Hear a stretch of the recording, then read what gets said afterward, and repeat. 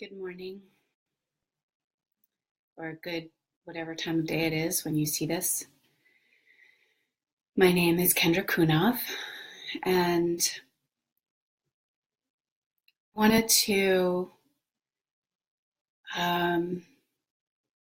really speak to this idea and experience of what I call embodiment, or it's certainly a word that's used more and more often these days.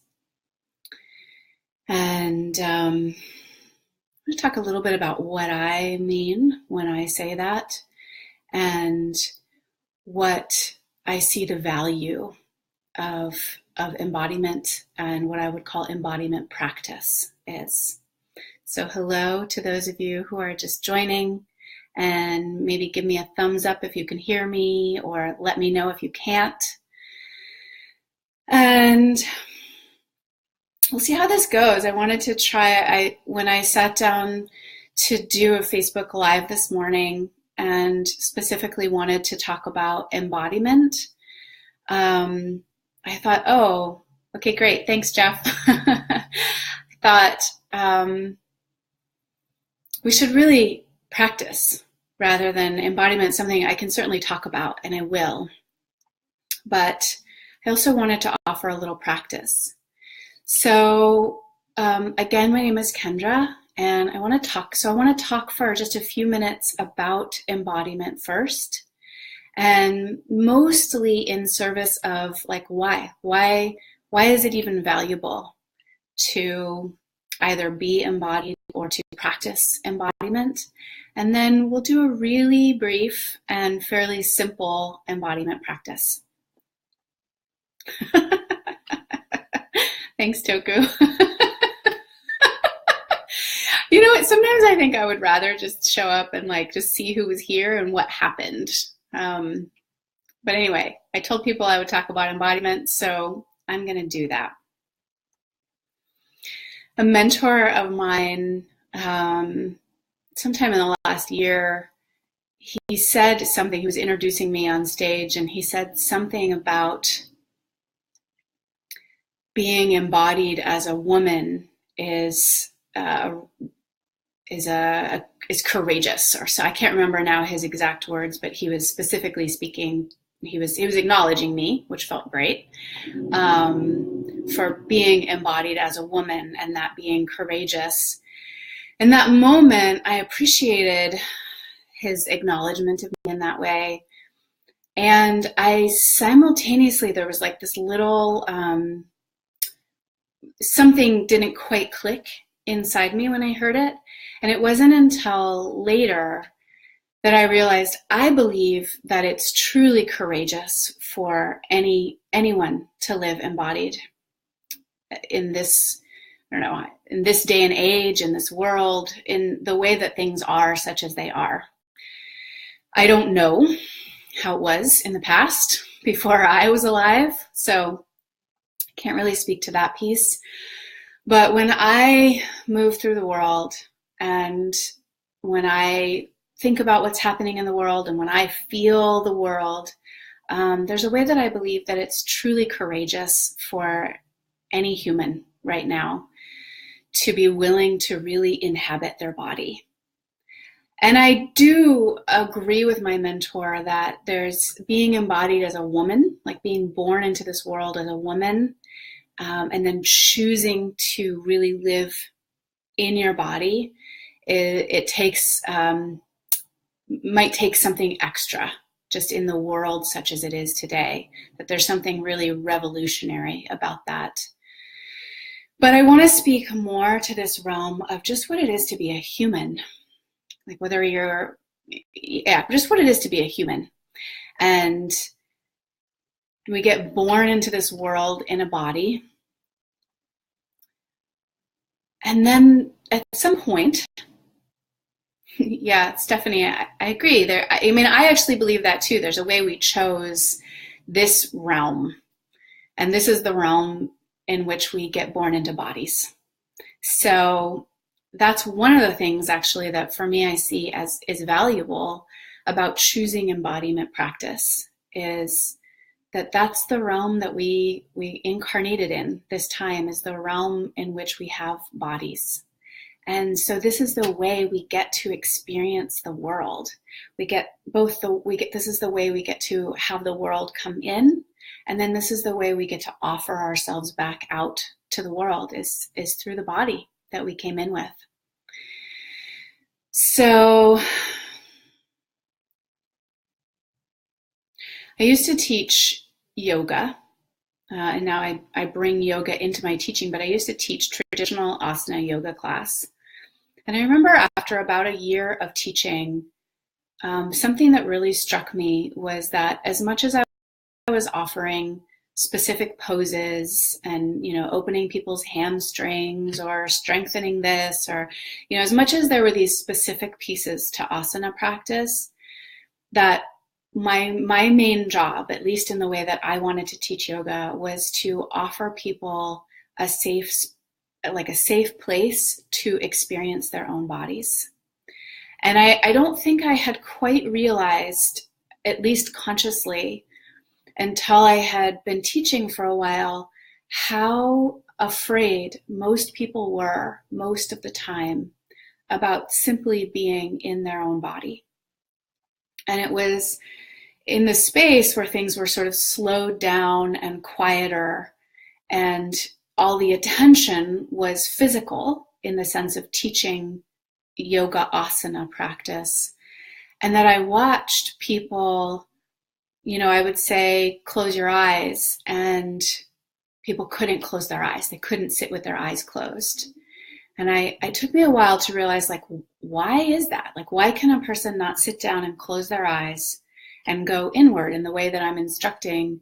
And it struck me that it was fear. I'm sure that there were specific things for specific people, but over and over what I watched was a certain, like a jumpiness there was something like, wait, what if there's something out here? Or what will happen if I just stay inside my own body? And anyway, as I keep going, I want to also, continue to encourage you to offer your comments or your questions, and I'll weave in whatever I can as I also share what's there for me to share about this. Or I would invite people to move in a certain way, and beyond just where people would have physical limitations, there often seemed to be an unwillingness to move in a way that was unfamiliar or uncomfortable. And again, it really struck me like, wow, there's this experience of just staying with your own body, with my own body, that seems to be challenging for many, many people. And I know that I have definitely experienced that. And frankly, I still do at certain times. Things come up and immediately I want to jump out of my body, or even the things we do just to keep ourselves engaged all the time, rather than like, okay, what's just happening right here, right now? And this is a little bit graphic, but I think about this. I imagine I'm not the only person who takes my phone to the bathroom with me.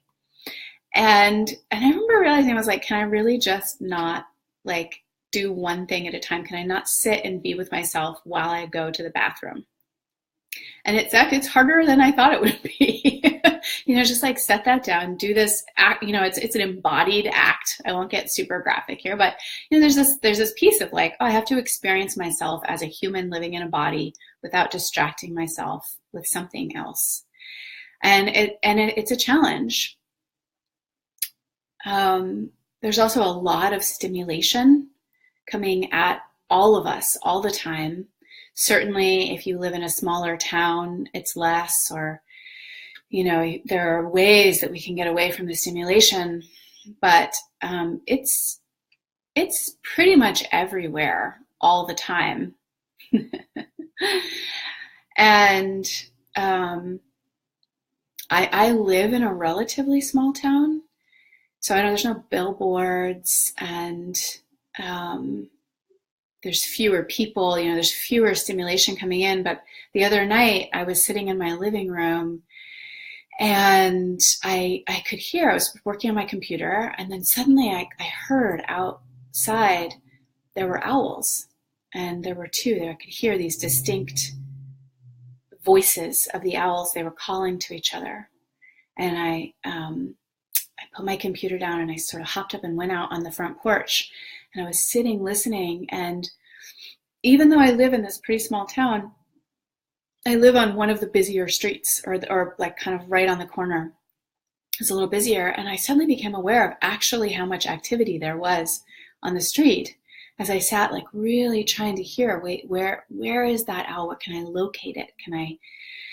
And so, and then every time I go down to San Francisco or even to Berkeley, which is feels a little gentler than San Francisco, I go down to teach, and I'm just like, whoa, there is so much happening all the time. And that becomes so the reason I'm talking about this is like all this stimulation comes in through our bodies. Yes, we take it in through our eyes and our ears or our nose, but there's a way that we're just taking all that in through our bodies all the time. And so it makes sense that part of us would want to be like, no, I don't want to feel all of this all the time. This is too much. And first of all, I want to say that's okay. It's totally fine. It's in a way that is an honoring of our animal bodies to make those choices, where I would say that if we want to call it a problem, where the problem exists, or what I would like to invite is more choice around that. So most of the time what happens is stimulation comes in, and before we even know it, we've already, shut down some part of us. We've breathed a little more shallow. It's all up here. It's not down in the belly. We start moving faster, or like all our attention up here. And it wasn't really a choice. It wasn't some sense like, whoa, that's a lot to feel. And I'm actually going to stay inside myself, but consciously choose to not necessarily take all of this in, or I don't need to feel it all right now. And also not lose contact with myself at the same time. So when we do that over and over, it becomes a habit that we don't have a choice to stay embodied when things are intense. And so different things are intense for different people. So that could just be walking down the street, and suddenly I'm constantly ejecting from my body every time I walk down a busy street. It could be that there's more intensity if like I'm coming down a street and there's a man coming, or a woman, depending on your own personal history and makeup. And then so suddenly I'm ejecting every time that happens. Sensing anyone else's like anger, that could be an intense moment. So if we're in a relationship or we have a friend and they're upset, then maybe suddenly we're ejecting from our bodies because something intense is happening. The other place that this happens, frankly, is intimacy. Certainly sexual intimacy, but even just like the being close with another person in an intimate moment, that can register with the same kind of intensity as the bombardment of walking down a street in downtown San Francisco or LA or wherever you are. And so when we create a habit of not being in our bodies, and we don't have this choice, we start not being there for the intimate moments of our life that we want to be there for. So this is really why, and like I said, not only this is how we actually get to experience life, all of it. It's the overwhelm of being in a city, but also it's experiencing life in the intimacy of being with a loved one, a lover, a child even. I have this, it's been a quite challenging and also deep practice for me to stay inside myself when I feel overwhelmed by my children.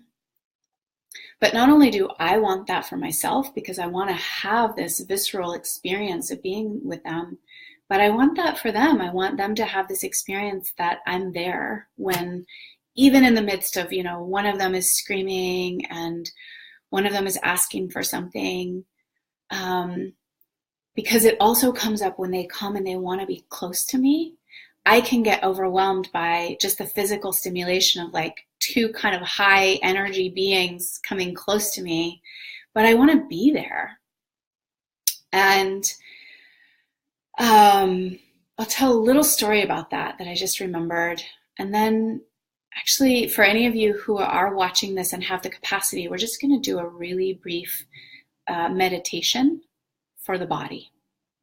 So as long as you're not driving or some other thing where you shouldn't do that, not that you can't be embodied and driving, but not the meditation, then you can go ahead and join. We'll do that in just a couple minutes. But I had this experience about 2 weeks ago now in my garden. And I won't go into the whole story of what happened, but I had gotten some sort of challenging news, and I was very tired, and I was overwhelmed by some other pieces of life. And then I also got frustrated with my children. They were behaving in a way that was not okay with me, and I got frustrated. And so the whole thing just felt, frankly, overstimulating and overwhelming, and I didn't want to be there. This was like, I don't want to feel this. And I know enough. I know enough about myself, and I've done enough, work in this realm that in that moment when I wanted to kind of eject, or I wanted to start moving faster, I wanted to just move away from it. Instead, I sat down. And there's a bench that's in the garden that faces my area of the garden. And I was very conscious. Actually, I was like, I'm just going to sit down and see what else is here. Yes, this overwhelm is here. Yes, my frustration is here. Yes, all these things, but what else is here? Including all that. And I sat down and I just kind of opened my awareness to our plot in the garden and started to take in, there were birds up in the tree above that were singing, and I noticed there were bees over on this side. And I started to just notice, not to distract myself from what I was feeling, but to widen. What am I feeling and what else is also there? To notice like, oh, these flowers are blooming. And there's all this kale over here. And I just started to widen and feel that and sit kind of heavier and heavier down into this bench. And while I was sitting there, my kids came on either side. And my first impulse was something like, I'm having my own space. Give me some space. But again, there's this part that's like, oh, I also want to stay in the midst of what can sometimes be overwhelmed for me with their closeness and their energy. And so there they were. And I was staying like, now, okay, what am I aware of with them here? And can I widen out? What else is here? And breathing. Breathing is a really, really important part of this. Probably the most important piece of embodiment is our breath. So I was breathing. And my daughter, I can't even remember now, maybe I said something. My daughter, oh, thank you, Stephanie. This is like a great moment. So my daughter literally starts kissing me from the top of my head, and she starts kissing all the way down the side of my body. She kisses all the way down my body and down my leg, down to my feet. I was wearing flip-flops, and she literally starts like kissing even the tops of my feet. And then she comes and she starts again. She starts kissing. And I mean, honestly, my first impulse was to want to push it away. Like it was just so much to be with. I was having so many feelings already. I felt so overwhelmed. God, I feel it now talking about it. Like I just wanted to start to cry. And because that's a lot to be with, I wanted to push it away. And this is true for most of us about many situations. That yes, there's the part that's like, well, yeah, when someone's yelling at me, I don't want to be there. But what we do is we create this habit response where here I was with my daughter, literally like so much love pouring out of her, kissing the whole right side of my body, all the way down to the tops of my feet. And my first impulse was to push it away because it was so much to feel. But again, in this moment, so yes, thank you, Stephanie, that this is like awareness. So I'm sharing a moment where I had a lot of awareness. I can't say that I always do, but I keep practicing and more, right? More and more. So this is a moment where I had enough awareness. So my son on the other side starts mirroring her. So not only is my daughter kissing all the way down one side of my body, my son is kissing down the other side of my body. And they're kissing my head, they're kissing my face, they're all up in my neck. They're kissing like literally all the way down my body, down my legs, and they're kissing my feet. And I'm overwhelmed, like I'm literally overwhelmed by like the amount of love that's pouring out of them to me and that's sort of asking to be received. And it was so intense to notice that, yeah, that it was like, oh my God, okay, that's enough. Like this is too much. You guys need to give me some space. And then to continue to breathe and actually just let them love me. And I literally I just started sobbing. I was saying to them, like, thank you for the love. And I was just sobbing. And so this is not really where I expected this to end up today at all.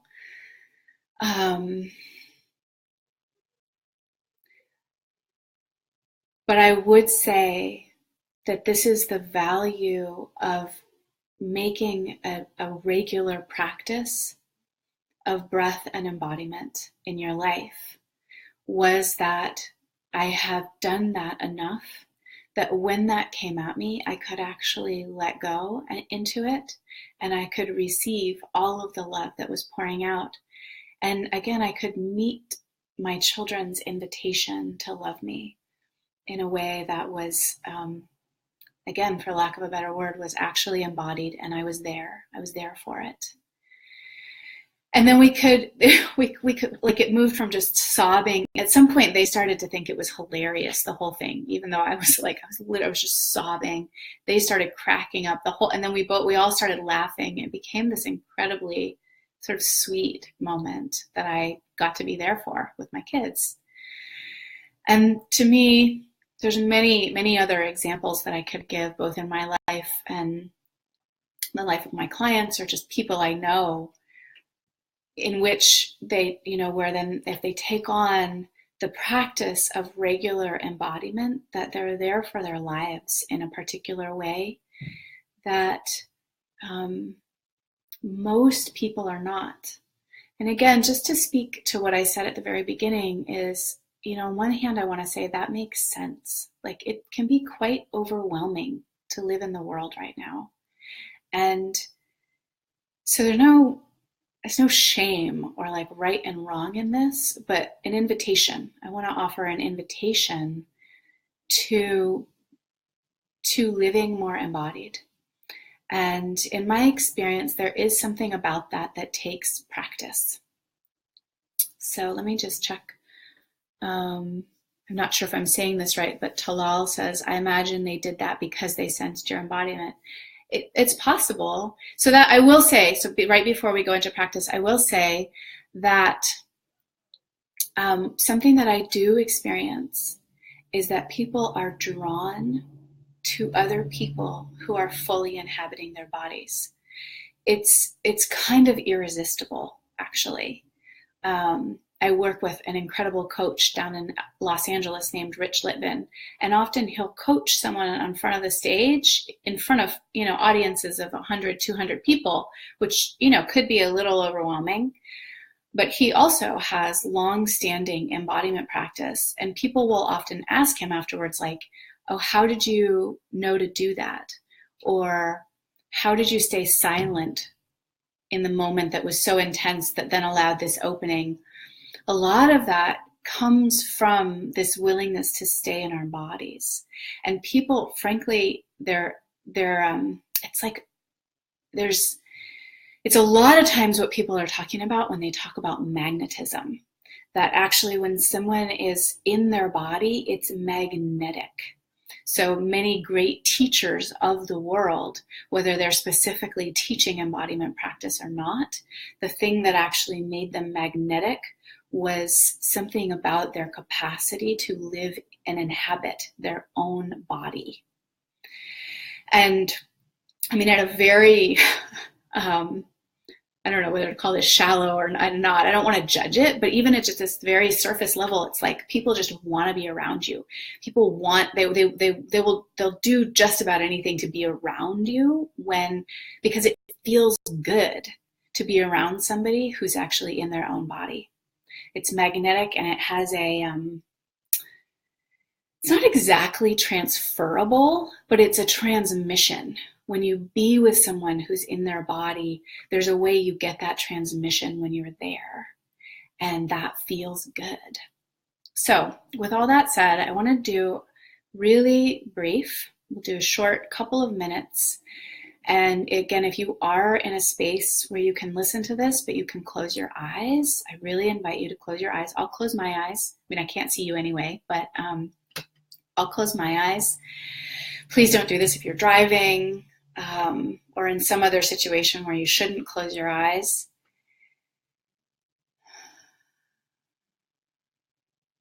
And if you're standing, I would invite you to find a still space. If you're sitting, then take a moment and actually find the position that supports your body. So even bringing your awareness in to find that position is a way of drawing your awareness from the outside and into your body. It's asking the question, do I feel more supported by leaning back and feeling the support of the chair or the couch? Or do I feel more supported when I lengthen my spine, I sit up tall, and I feel the support actually of my own spine and my body and my muscles? And that could change day to day. So I teach meditation a lot, and a lot of people get into the habit of thinking like, oh, this is my meditation posture. And it's really valuable to explore, even for just like 30 seconds each time, like, okay, what do I need to shift right now in order to feel supported in my body? So from that place, maybe your feet are on the floor, maybe your legs are crossed on the chair or the couch, but whichever one it is, see if you can relax your thighs. Many of us have a habit of clenching, especially our inner thighs, these little muscles that we don't need to be holding on all the time. So see if you can relax your thighs and let your legs actually be supported, whether it's on the chair, on the couch, on the floor, and then rest your hands somewhere on your knees or your thighs so that, again, you feel this way that your shoulders relax down, your elbows relax down. And from there, it's almost as though there was a tiny little string that was pulling from the very crown of your head, just very gently up.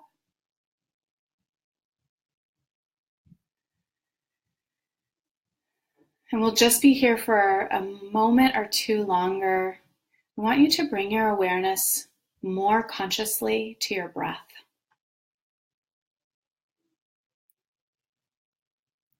And for this particular awareness practice, it's less about making your breath any particular way. And it's more about actually feeling. Our breath happens in our bodies. It's not something that's out there for us to control or manipulate. It's actually inside of us. So our lungs are moving, our muscles are moving. And start to feel, when you bring awareness, actually what it feels like as a sensation to take a full inhalation and to have a full exhalation. Without any pressure, without strain, what it feels like to really breathe deeply, as low as you can. So drawing the breath towards your belly. And then a complete exhalation that allows, again, for you to empty yourself out and get ready for that next inhalation to come in.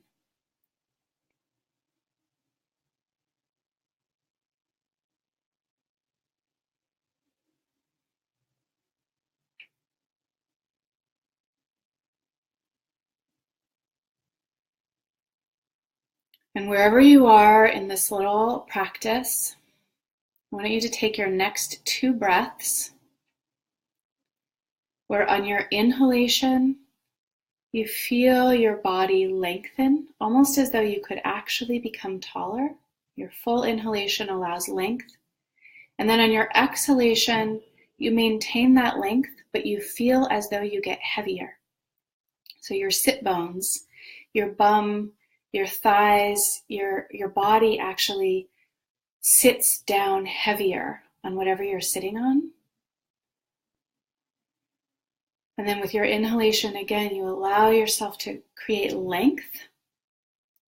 And with your exhalation, it feels as though, actually as though you were sitting on a scale and you could make the numbers on that scale go up, without losing any of the length that you created. Actually allow yourself to sit more firmly on the chair, which is truly, it's really about you sitting more firmly on the earth.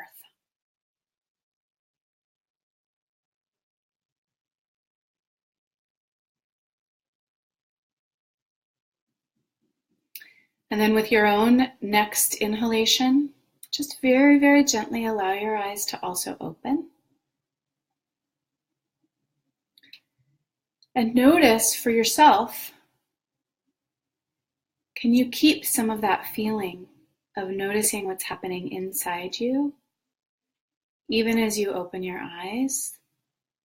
Maybe you're experiencing me on your screen, or some awareness of the room or the space that you're in. But this feeling of like, oh, there's my spine, and here I am sitting more and more heavily on the earth.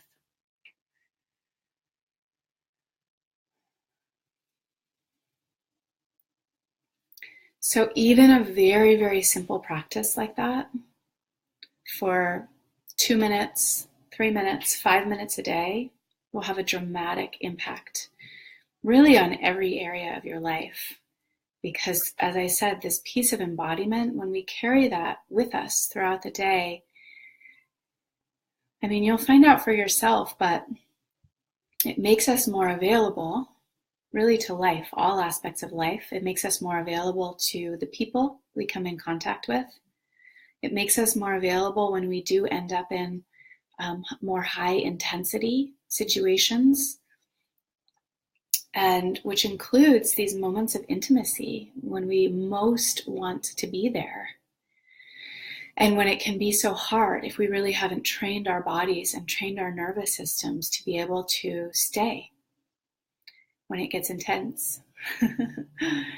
So if I could encourage you to do anything, I think I'll probably bring some other pieces of other embodiment practices. That's just a very, very, very simple one of bringing awareness to your breath, but really as the sensation in your body.